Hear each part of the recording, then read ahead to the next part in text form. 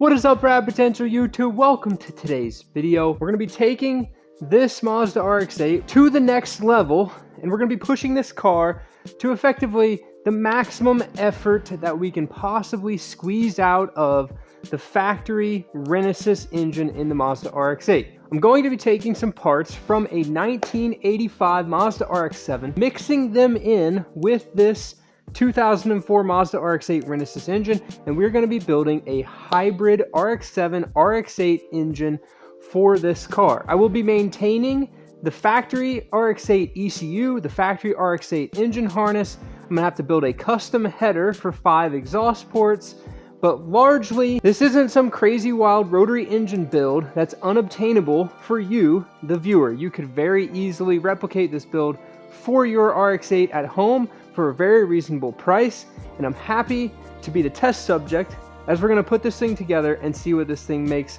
for horsepower, see how this thing drives around the racetrack, and see how this thing handles on the street. My RX-8 has primarily been a track missile car on the channel in the past.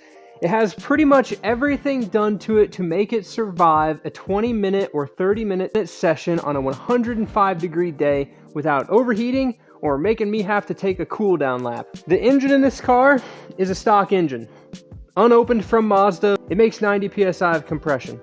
I've got an upgraded water pump pulley to slow the water pump down so it doesn't cavitate at high RPM. I've moved the battery to the back and installed my custom version of a cold air intake. What that has done is allowed this thing to not overheat, and you can just send it for hours and hours and hours and have no mechanical sympathy for the rotary engine in this car. It just eats it up. And this thing performs quite well at the track. At National Corvette Museum Racetrack, my personal best lap time, 2-minute and 27-second lap, which is pretty good for a car that only makes, I'm gonna say, 140 wheel horsepower, especially after we dynoed the yellow car, which only made 86 wheel horsepower on our first pull. In addition to those anti-blow up the rotary mods, I have Bilstein shocks, Tyne springs, white line sway bars, Falcon RT660 tires, and Hawk HT10 brake pads all the way around. Needless to say, my focus was on getting as much seat time as possible in one of the best chassis that you can buy for under basically $3,000 on Facebook Marketplace right now. Moving away from the car, let's look at the hybrid Renesis engine that I'm going to be building. There is currently still the engine in the RX-8. I have accumulated, as any rotary enthusiast does, you kind of just end up with a bunch of engines, or at least I have over the past 10 years. So I have a whole nother RX-8 Renesis engine that I have torn down, in addition to a 1984 or 1985 Mazda RX-7 GSL SE engine that I've torn down to take the housings from. Looking a little bit closer at this engine, you can see that I now have 5 exhaust ports coming across the bottom of this engine. That is a problem, but also the solution to a lot of the Renesis engine's problems. So the problem with this is there is no off-the-shelf header that you can buy to build this engine and put this swap per se in your car. So I have ordered a fancy CNC billet stainless steel flange that is going to go on here, and we're going to fabricate our own custom long equal length header for this car. Subscribe to the channel, turn on the notifications so that you get the notification whenever we go build that super sexy trick piece of tubes on this car, so that way we can maximize the NA rotary efficiency. A factory Renesis engine uses what's called MSP, or multi-side port configuration. So up here in the top you have the intake ports, cold air comes in, the rotor turns, smashes the air up on this side, makes compression, spark plugs go off and air comes out the exhaust. The multi-side port is that the exhaust ports are in the irons of the RX-8. The problem that this creates for RX-8s is there is now a lot of heat concentrated in the side of the rotor. You can imagine this rotor spinning around real fast in here. A lot of that exhaust heat is now on the side of this, where the side seal and corner seal live or pass across this exhaust port, thus causing a lot of heat and a lot of fatigue in those components and their respective springs, ultimately leading to low compression in your Mazda RX-8, or one of the factors that can cause low compression in your RX-8. By utilizing an RX-7 GSLSE 13B housing, we now have a peripheral exit exhaust port. So what this is going to do is allow us to get all that exhaust gas out of the engine much quicker, in addition to alleviating some of the heat that's concentrated in the iron that fatigues your side seals and corner seal springs. Now that solves the problem of getting the exhaust gases out. However, it creates another problem within the Renesis engine that Mazda was trying to design to eliminate with these side exit exhausts. And that problem is what all rotary owners love, or will call not a problem but a good problem, which is overlap. Overlap is what creates the braps. The bop, bop, bop, bop, bop. You got the most epic sounding 200 horsepower car at any stoplight ever. Overlap is good for horsepower, good for high performing, high RPM revving rotaries, but bad for streetability. One of the best videos I've ever created on the channel is how streetable is a Bridgeport RX7. And honestly, my mom would hate driving a Bridgeport rotary around. It's just gonna buck and kick, and it's a whole different driving style for on the street. Having this peripheral port exhaust creates a decent amount of overlap without doing any extra porting to your Mazda RX-8 Renesis engine. So what I'm gonna do as a responsible rotary engine owner, I'm just gonna go ahead and port the crap out of this rotary engine while I'm in here. And since we're creating a small amount of overlap, we might as well just create all of the overlap. So this engine is going to be getting a half Bridgeport port done to it, which is going to create a lot of overlap in this RX-8 engine, and it is going to effectively render all of the cool things of the Renesis engine and intake manifold completely useless. And basically, it's going to be like going back into time, and our rotary is now going to have no torque. For the first time rotary owner, or you're considering buying an RX-8 and all you hear about is bad apex seals, I want to provide this short interjection into the video. RX-8s inherently are easier or wear out their apex seals quicker because they are much shorter than RX-7 apex seals. So I just want to show you this because I mentioned the side seals and corner seals as being one of the failure points and why these engines lose compression, and yes they are, but combined with all the other factors, this is an RX-8 apex seal. This is an RX-7 apex seal. Can you see the difference? These are both brand new. So this RX-8 apex seal is approximately half of the height of an RX-7 apex seal. And why does that matter, and why does that pertain to this video? The reason RX-8s have small apex seals is so that you can spin an RX-8 to 2,000 more RPM than you can spin an RX-7. Now people are going to debate this in the comments, and I encourage you to do so, but I could have had these rotors, the RX-8 rotors, machined to accept an RX-7 apex seal, which is a common practice if you want to turbo your Renesis engine. The RX-7 apex seal, albeit heavier, is a lot stronger, less likely to break under a high cylinder pressure or high just combustion chamber pressure for the lack of a rotary not having cylinders. But in the case of building an all-out NA, let's push this engine basically as hard as we can push it within a reasonable budget, I'm opting to use just a stock RX-8 apex seal in this engine. For the sake of, this seal is shorter, it's much lighter.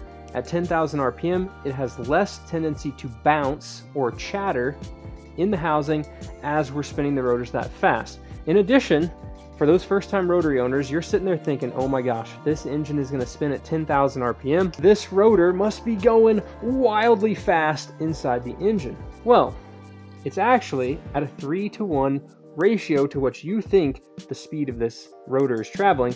The eccentric shaft in the center spins at 10,000 RPM. However, this rotor spins at 1/3 of that. When you rotate the eccentric shaft one full rotation, the rotor simply moves that far. So, now that your minds are blown, let's jump right into grabbing a Dremel, grabbing my drill. We're gonna effectively ruin a set of these Renesis irons, albeit most of you guys probably won't be mad, and you guys will at least be happy that a rotary engine is staying in my Mazda RX-8. But let's get to porting this engine.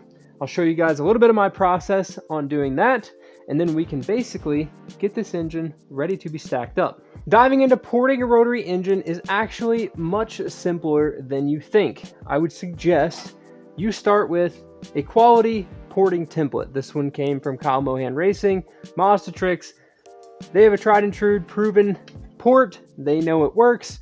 Just go off of that one. You simply line up dowel number 1. You line up dowel number 2. And now the area that is cut out of the porting template is what you are going to enlarge your current ports to. Looking closely at these two irons next to each other, the iron on the right has my sharpied in port, which is the bridge back here, and increasing the duration of the upper auxiliary port right there.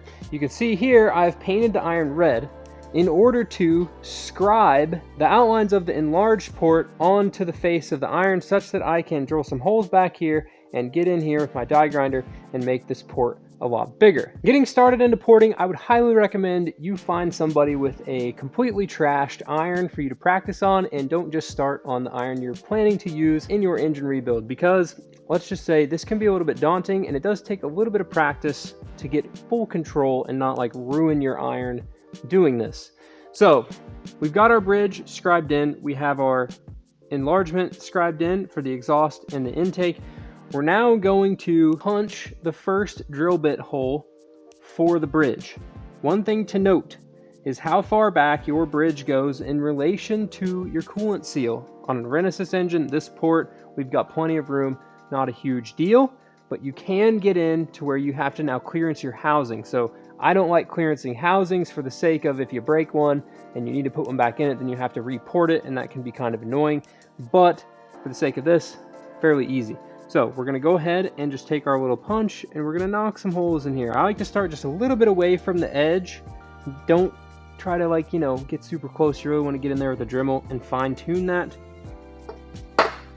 But then you wanna be far enough apart that your drill bit's not gonna do weird stuff with the hole next to it, but then close enough together that you don't make a ton of work for you and your Dremel.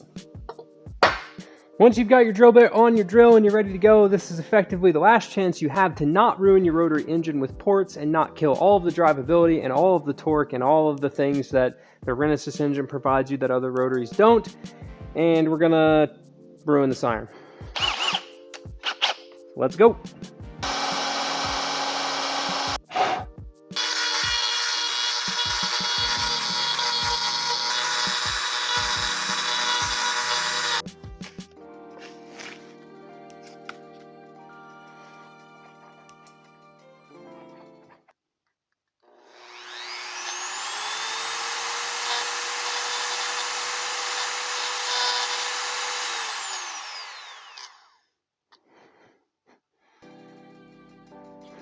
You saw me touch it up there, risking it all without the tape at the end, but I had one spot that honestly, y'all would have never noticed. It probably would have been 0.000001% difference in horsepower, but you see, my line wasn't perfectly straight and I wanted to get it straight.